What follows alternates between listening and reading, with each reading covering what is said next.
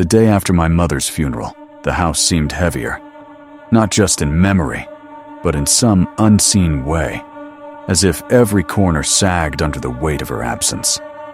Dust hung in the light, like tiny ghosts, and the smell of lilies from the service clung to the curtains, sickly sweet. My wife, Claire, tried to distract me, keeping the children busy, but I caught her glancing at me with that look, that quiet worry she never voiced.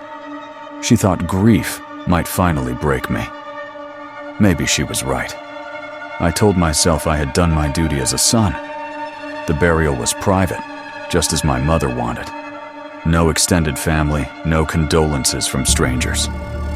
She never liked people, or rather, she didn't like being known. I thought I understood her reasons.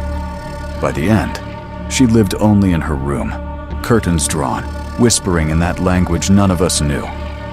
Even now, the silence she left behind pressed against the walls. The first night, I woke to the sound of humming, a low, broken melody, as if sung by a child who had forgotten the words.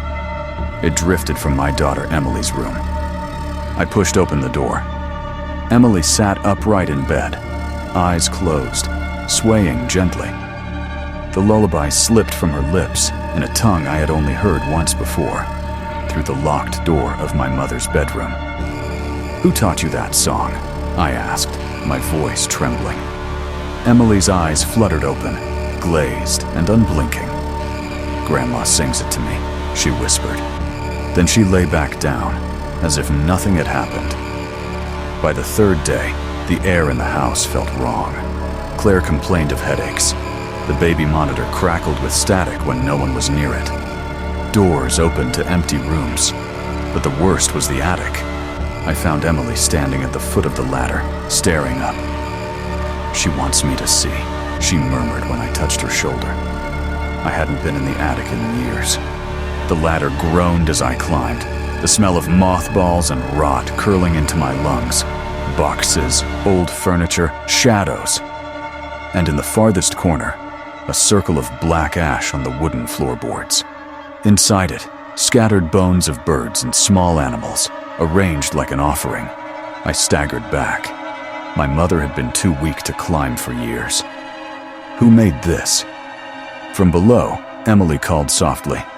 She said, "Not to break the circle." That night, I dreamed of my mother. She was standing in the kitchen, her nightgown stained and torn, her mouth moving but no sound coming out. Behind her, something loomed in the shadows. Tall, faceless, its hands resting on her shoulders like a lover. I woke, gasping, my throat raw, as if I'd been screaming. Claire touched my arm. "You were shouting her name," she whispered. But it wasn't my mother's name I had been calling. Days blurred. The house changed. The mirrors no longer showed us as we were. I caught glimpses of myself grinning when my face was still. Emily's reflection lagged behind her movements, her eyes too dark, too deep. The circle in the attic grew larger.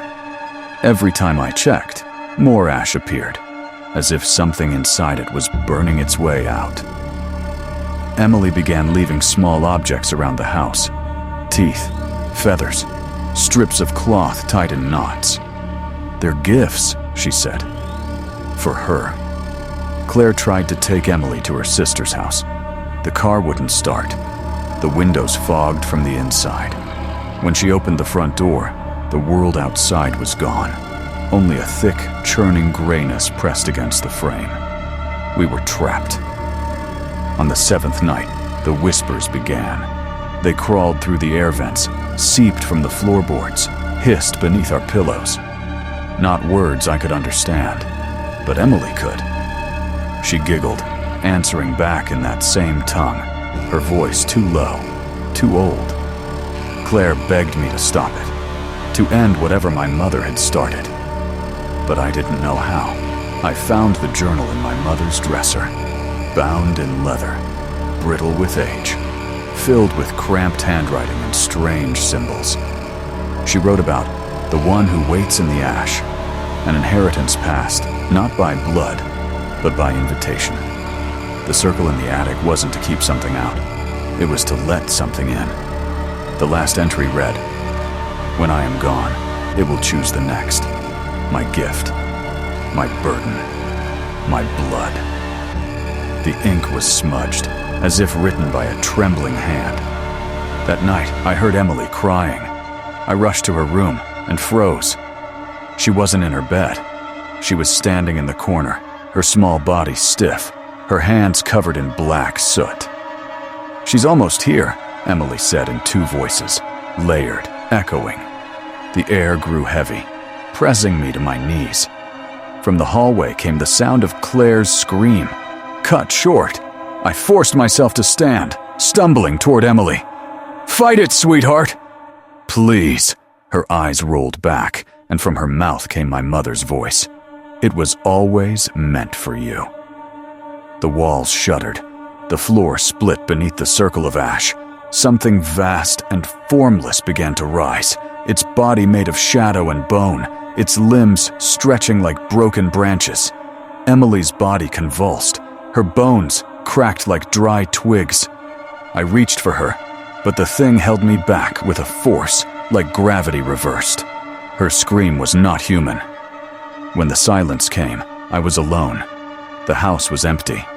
Claire was gone. Emily was gone. Only the circle remained, burning faintly, the ash shifting as if breathing. I tried to leave. The door opened onto nothing, just endless gray. Now I sit here, writing this, the journal open beside me. I understand what my mother meant.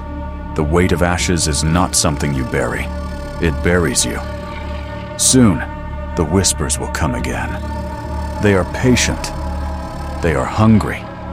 And this time, they have my daughter's voice.